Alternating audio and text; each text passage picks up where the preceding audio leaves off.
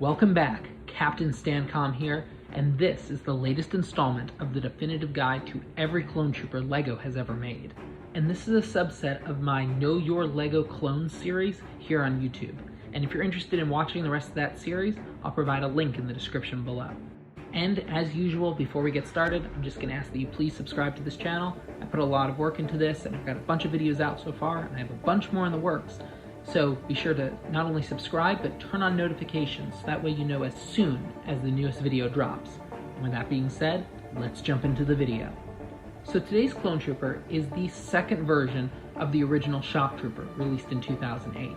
And this Clone Trooper was featured in the 7671 AT-AP Walker, the first AT-AP that was made. And this is certainly an odd set for him to be included in, because the AT-APs are shown on Kashyyyk, and as their name suggests, the Coruscant Guard of Shock Troopers only are present on Coruscant or when guarding prisoners on starships. Therefore, this set doesn't really make any sense, but it is nice to have two more Shock Troopers in this set. And just as we mentioned with the first version of the clone Shock Trooper, this figure represents the Shock Troopers that appear in Revenge of the Sith. And they're featured in a couple scenes, first appearing in search of Yoda and reporting to Chancellor Palpatine. They also accompany Chancellor Palpatine to Mustafar to retrieve Anakin Skywalker after his fight with Kenobi, and they're finally seen with Palpatine taking Anakin to safety, where he's able to be reformed into Darth Vader. They also have a fairly substantial role in the Darth Vader comic book series that was from 2017, at one point firing on Darth Vader, assuming him to be a Jedi that they've been hunting that has been holed up in the Jedi Temple. And as a result, Vader not only kills many of them, but he also executes Commander Fox. And these clone troopers are also featured in Star Wars Battlefront. Taking a closer look at this clone trooper, we'll first take a look at his helmet. Now, this helmet is not a unique print, also appearing in the 7655 Clone Troopers Battle Pack released in 2007 on the Shock Trooper in that set. And the mold itself is also obviously not unique, and it appears in 10 Clone Troopers in total. Next, removing the helmet, we'll take a look at his head, which we see is black, and this is the last time a black head was used on a Clone Trooper in the main run of 2002 to 2008. And during this time, there were 11 Clone Troopers that used this black head, this Shock Trooper being the last of those troopers to have a black head. However, the black head was resurrected in 2010 and in 2011 for one set and one Clone Trooper in each year.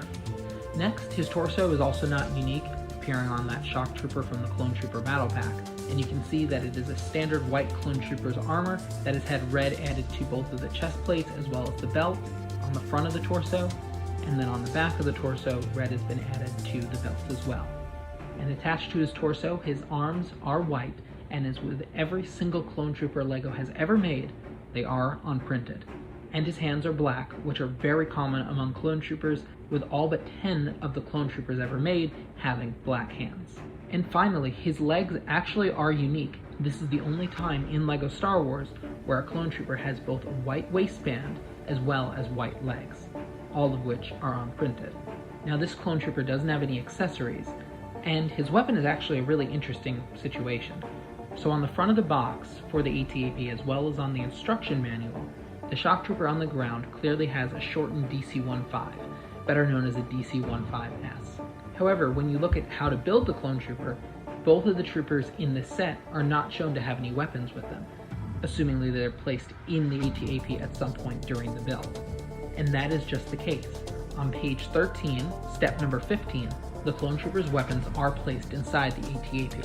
However, instead of being the shortened DC-15S blasters, they are instead the DC-15A blaster rifles. And if you check the part list at the back of the book, the only blasters that are included in the set are the DC-15A rifles.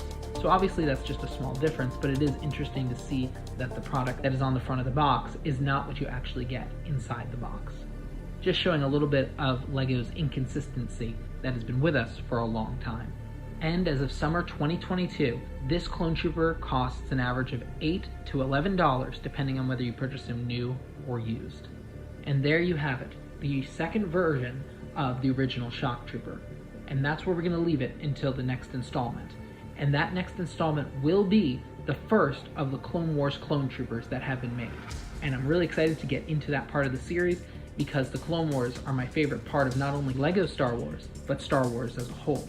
So if you want to see that video, be sure to not only subscribe, but turn on notifications so that way you know as soon as that video drops. As always, thank you so much for watching. I really appreciate everyone who's watched these videos and who's liked and subscribed. And of course, a like on this video would be really appreciated as well. And until next time, this is Captain Stancom, signing out.